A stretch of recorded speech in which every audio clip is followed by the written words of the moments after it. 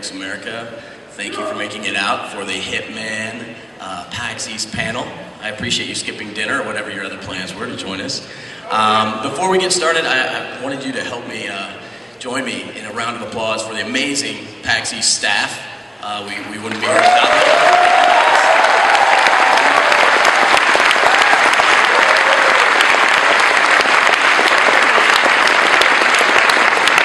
I'm not sure if you're all aware of the significance of today's date, but it is April 7th.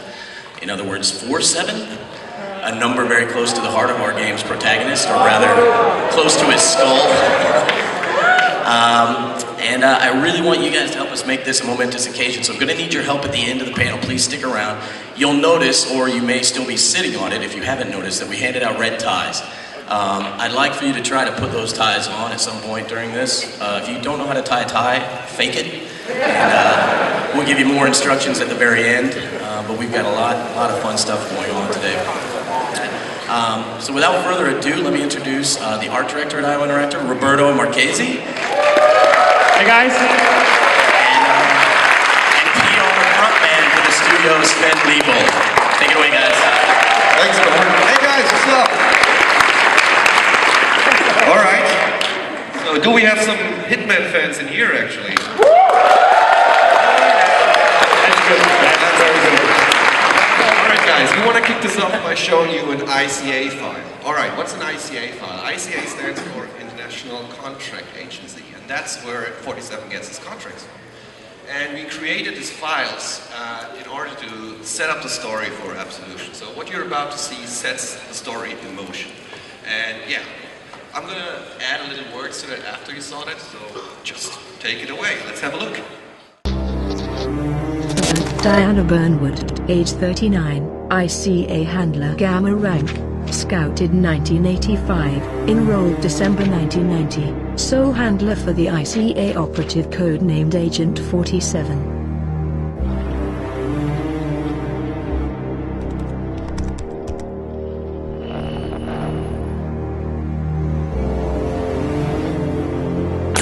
Maintains a 97% success rate. Handler operative synergy rating very high. Execution is persistently flawless.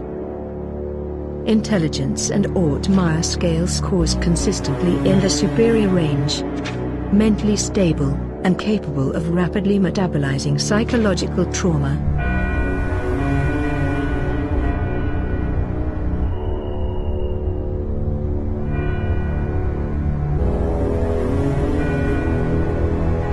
Promoted in recognition of significant accomplishments. ICA rank, Tetra, June 2009.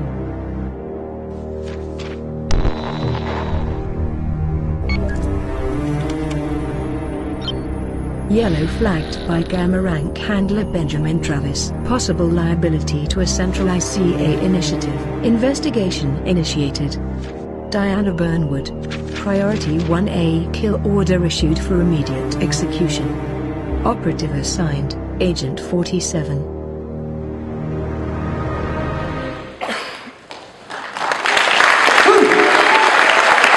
yeah, there you have it. 47 kills Diana. Or actually, you will kill Diana. That's pretty much the first thing you will do in the game. And that's what sets the story in motion, because for the first time, 47 is not dependent on the agency anymore. He's off the leash, he's on his own, and yeah. Is that my cue? Yeah, that's basically what I mean. Okay. But yeah, actually we have more to show. You're not here for this or two sexy Europeans, right? So what's up, Roberto? At the past E3, we took the Hitman franchise back on the map and introduced our new engine. Now, for the first time, you are the first people that are seeing the gameplay, and we really want to focus on that for you today. And we do it on a purpose, because we really want you guys to understand the nuances of the gameplay and what you can do with 47. Because when you guys wear the suit and the red tie, you have to feel in control of a killing machine. And we have infiltrated an orphanage, and we are wearing a priest outfit. Before anyone asks, the answer is no. We tried to mix it up a bit more, and we wanted to create an experience that can be lived in different ways depending on what your mood and your inclinations are. What we really want you guys also to notice is the instinct and how you can use it in a both defensive and offensive manner when you blend in while wearing a disguise or you hide in plain sight, dressed like a goon that is looking at the religious pamphlets, or like we saw in the last scene with the point shooting mechanic, which is also part of instinct, but more of an offensive side. Yeah, it's safe to say. I mean, so far we show, like Roberto was saying, last year E3 we introduced a new engine, the new cinematic look. This time around we introduced you to the different play styles you can choose. And I know a lot of you hardcore fans are craving from the sandbox gameplay, the hits, the accidents, all that cool stuff. Yes, you're going to see that in this year's E3 actually. So maybe we see you there, or maybe you check it out online, but thanks again so much, guys. It means a lot to us.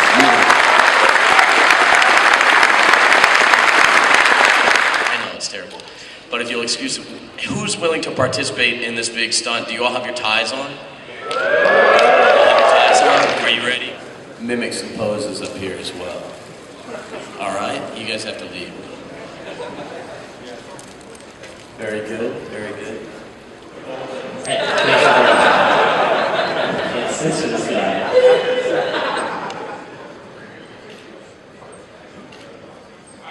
All right, brilliant. One more pose, and then some Q&A. I think we can do it. We have more time than I thought. How about the cross the heart? You can look wherever you want. Just pretend you're super cool and you're a killing machine. Looking good. Yes. That's good. Good pose in the back. Anyone with some Tebow, feel free. Tebow in the back. Yes, what is the reasoning behind the new X-ray, what instinct mode, fire walking lines thing? The fire walking X-ray something. Okay, and you remember, you've been a fan, you played the old games? Right? Yeah, I played all of them. You remember the mini-map where you like godlike looked on the top of the level and saw every single enemy in there and followed that path? We actually recreated it, but we streamlined it. Now it's all in front of you, so you not have to switch back and forth, so the experience is always the same. You have those guys in front of you. But you can choose when you activate it or not. And the firewalking is actually a prediction of the path of the enemies that they take. And the instinct feature is actually an umbrella feature that drives many features in the game. Like the blending in you saw in the professional playthrough, where he kind of scratches his head in his disguise. Because even if you were disguised as the goon, when you pass these enemies close by, you need to do this, because otherwise they recognize you, right? Also, the point shooting at the end is driven by instinct, where you actually slow time a bit. That burns down the instinct, and for every tag you place, burns down a chunk as well. So it's not something you will do every 10 steps around the corner, right? It has a strategic element to it.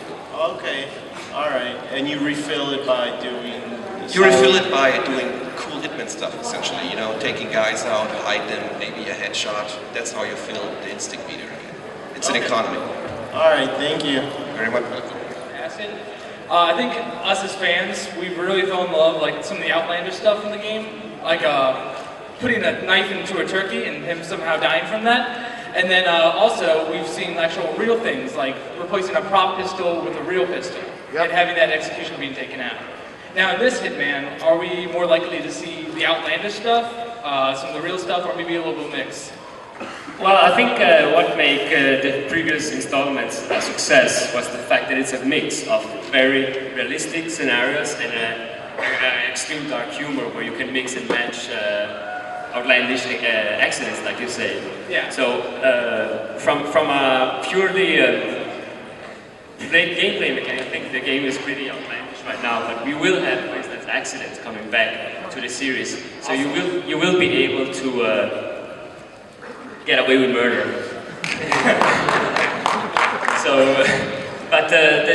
For us really now, it's important to show you what 47 can do. This is just the tip of the iceberg. There's so much more. I mean, I think we all have high expectations, but we think those will be met, and I'm excited for it. And Thank you very much. Thank you. What kind of rewards will it be as opposed to those who's getting the silent assassin ranking, as opposed to those who go in guns blazing?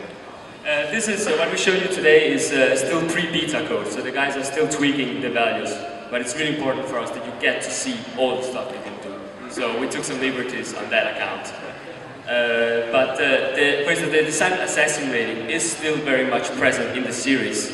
And to achieve it, you basically have to be a ghost. You have only to touch your target and no one else.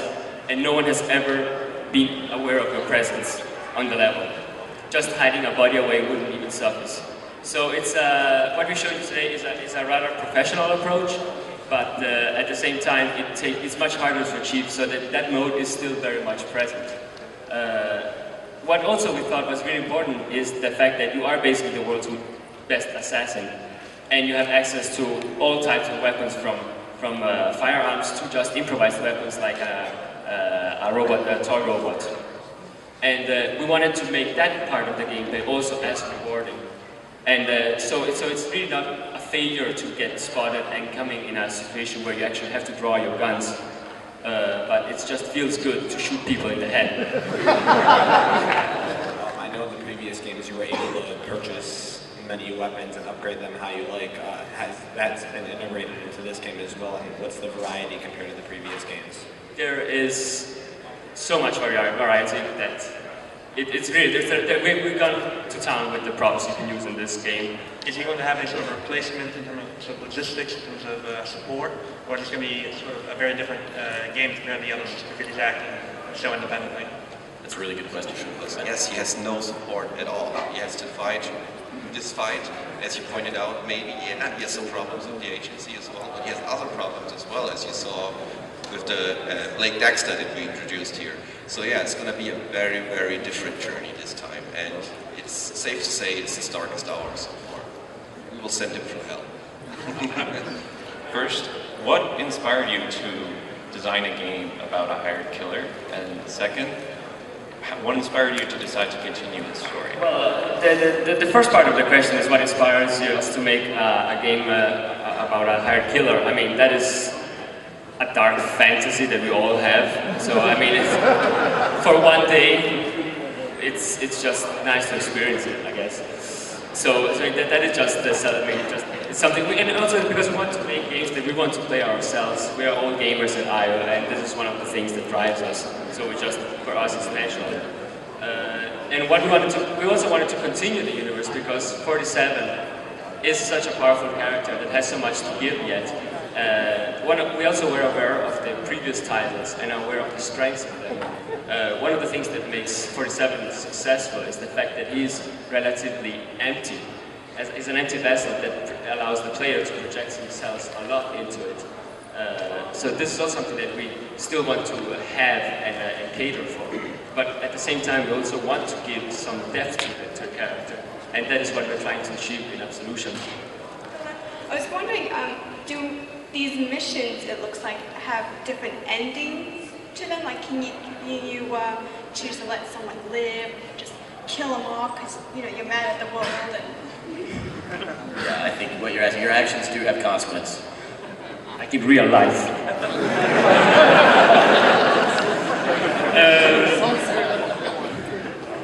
Sorry, no, don't go, come back.